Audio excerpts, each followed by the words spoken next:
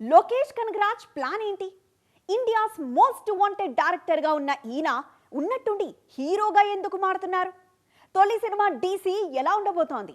Rowdy వేశ్య back drop లో వస్తున్న ఈ వైలెంట్ లవ్ స్టోరీలో దర్శకుడు అరుణ్ మాథేశ్వరన్ ఏం చూపించబోతున్నారు?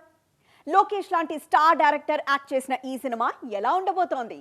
ఎల్సీయూ అంటూ మల్టీవర్స్ కాన్సెప్ట్ తో పాన్ ఇండియా రేంజ్ లో భారీ ఫాలోయింగ్ సంపాదించుకున్న most wanted director Lokesh Kanagaraj sudden గా హీరో అయిపోయారు. కూలీ సినిమా అనుకున్న స్థాయిలో ఆడకపోవడంతో కాస్త గ్యాప్ ఇచ్చారు లోకేష్. నెక్స్ట్ అల్లు అర్జున్ తో భారీ సినిమాకు సిద్ధమవుతున్న డీసీ అనే డిఫరెంట్ ప్రాజెక్ట్ తో హీరోగా ప్రేక్షకుల ముందుకు రాబోతున్నారు.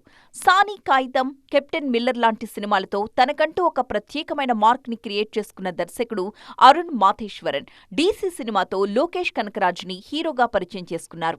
ఇప్పటికే తమిళ కంటెంట్ చాలా విడుదలైంది. తాజాగా తెలుగు ట్రైలర్ విడుదలైంది. ఇది చూస్తుంటే సినిమా ఎలా ఉండబోతుందో అర్థం చేసుకోవచ్చు. ఈ సినిమా కోసం లోకేష్ కూడా చాలా మేకోవర్ అయ్యారు.